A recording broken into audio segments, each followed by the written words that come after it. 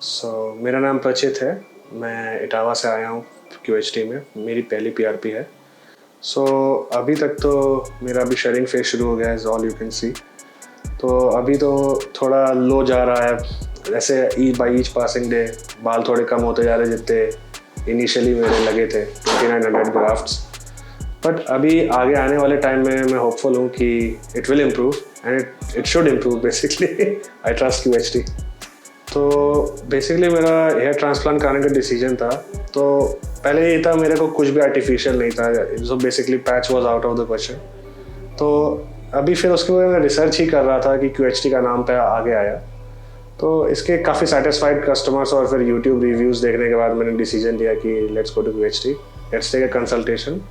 और कंसल्टेशन के बाद डॉक्टर्स काफ़ी हेल्पफुल थे तो to convince me to get hair. मेरा हेयर फॉल शुरू हुआ था जब मैं अपने होम टाउन से बाहर एक बेसिकली कोचिंग के लिए गया था, कोटा टू बी प्रिसाइज। तो वहाँ पे पानी थोड़ा हार्ड होता है, ऐसा मेरे को बोला गया था। तो उससे मेरा काफ़ी बुरा हेयर फॉल हुआ था वहाँ पे। जैसे सो के उठे 20-30 बाल मिल गए पिलो पे, और नहाने गए वहाँ पे गिर गए 10-20 बाल वॉश करते टाइम। तो उससे काफ़ी लो जाता रहा। बट पढ़ाई थी तो उस टाइम सोचा नहीं ज़्यादा। As time progressed hair fall ज़्यादा होता गया बाई ईच पासिंग ईयर। तो इवेंचुअली मेरा इधर V शेप में एक बाल्ड पैच बन गया था बेसिकली। तो as I already made up my mind like कि ये सब कुछ आर्टिफिशियल काम नहीं करवाना है, गो बिग और गो होम। मेरा ये था। पहले मैंने मेडिसिन का सोचा था कि जितने बचे उतने बचा ले। मैंने कहा नहीं, it's better to go for hair transplant and then go with medicine so that I can have a head full of hair basically. मेरा तो बेसिकली यही डिसीजन था कि आर्टिफिशियल नहीं लगवाना था। तो hair transplant was always in question, like कि एक इसी आगे आज कराऊँ या आगे आने वाले टाइम में कराऊँ हेयर ट्रांसप्लांट, मुझे कराना ही था। बस it was just a matter of when. So currently now I'm 27 years old, so I took the decision of having my hair transplant, and I think it was pretty worth it.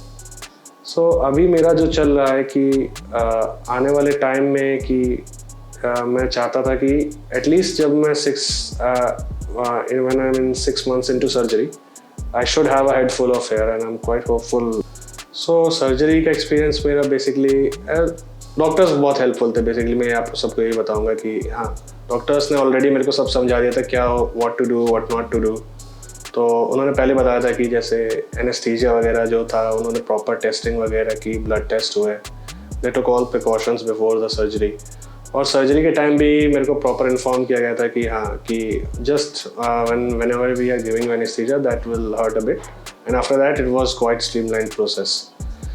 And slitting के time या फिर हमारे donor area में जब भी हमारा grafts निकाले गए, उसके बाद जब प्लांट किए गए वापस हमारे एरिया में, आगे मेरे फ्रंटल एरिया में, it was all streamline. It was just a bare bit like कि वो जब आपको जस्ट एनेस्थीसिया लगा रहे थे आपके सर्टेन एरियाज में, डोनर एरियाज में और प्लांटिंग एरियाज में।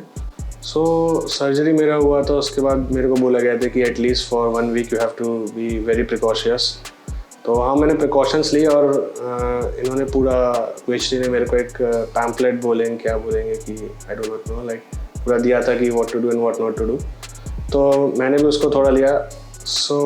ऐसा आप देख सकते हैं, ये मेरा फ्रंट प्रोग्रेस है जहाँ पे मेरा इस एरिया में प्लांटेशन हुए थे ग्राफ्ट्स के। और मेरा डोनर एरिया ऑलमोस्ट 1 वीक में ही हील हो गया था। बट करेंटली अभी आप जैसे देख सकते हैं सब, currently it's almost again full of hair basically is what I can say. या I am all hopeful for the future. Thank you QHT।